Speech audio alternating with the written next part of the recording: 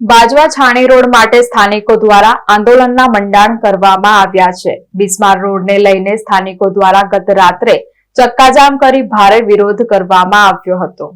બાજવા છાણી road માટે આંદોલનના મંડાણ થયા છે। સ્થાનિકો દ્વારા ગત રાત્રે ચક્કાજામ કરી વિરોધ પ્રદર્શન કરવામાં આવ્યું હતું। 50 વર્ષ અગાઉ અહીં રોડ બન્યો હતો। ભારદારી વાહનોના કારણે અહીં રોડ બિસ્માર છે। આરસીસી રોડ મંજૂર થયો હોવા છતાં બનતો નથી। રજૂઆતો છતાં નિરાકરણ ન આવતા સ્થાનિકો દ્વારા વિરોધ પ્રદર્શન કરવામાં આવ્યું હતું અને જ્યાં સુધી રોડ નહીં બને ત્યાં સુધી આંદોલનની ચીમકી ઉચ્ચારવામાં આવી હતી। આપ જાણો છો કે મીડિયાના માધ્યમથી આજે 2-3 વખત પહેલા પણ બાજવાની જનતાએ વારંવાર રજૂઆત કરી છે, છતાં પણ એનું રિઝલ્ટ શૂન્ય છે।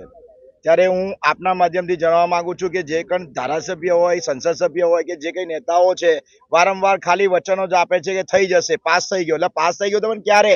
જ્યારે માણસ મરી જશે, અકસ્માત થશે ત્યારે એ લોકો કરવાના છે।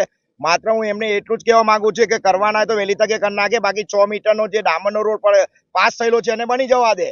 શા માટે રોડા નાખે છે? હા, તમે લોકો જે આરસીસી નો રોડ બનાવવા માંગો છો એ આરસીસી રોડ બનાવો, પણ પહેલા વૈકલ્પિક વ્યવસ્થા કરો। તાત્કાલિક અને ડામર કરીને ગમે તેવો રસ્તો અમારે આવવા જવા માટે, કારણ કે આ જે રોડ છે, છાણી બાજવા રોડ છે, એ લગભગ બધા ગામડાઓ સાથે જોડાયેલો છે।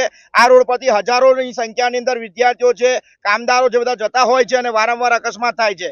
જેથી કરીને આવી લોલીપોપ આપવાનું બંધ કરી દે અને વહેલી તકે આનું નિરાકરણ લાવે, નહીં તો આનાથી ચક્કાજામ કરીને કાલથી બિલકુલ રોડ બંધ કરી દેવામાં આવશે। માન્ય ધારાસભ્યશ્રીએ કીધું કે પાસ થઈ ગયું, અમારે વચ્ચે અમારા પ્રિય મિત્ર કાનાજીએ જ કીધું હતું કે આરસીસી રોડ મંજૂર થઈ ગયો છે, પણ મને તો ક્યાંય દેખાતું નથી। કારણ કે 25 તારીખથી કોર્પોરેશન ડિસોલ્વ થવાનું છે અને ઇલેક્શન ડિક્લેર થશે, એટલે ઇલેક્શન થશે એટલે 6 મહિના સુધી આરસીસી રોડ ક્યાંય મને દેખાતો નથી।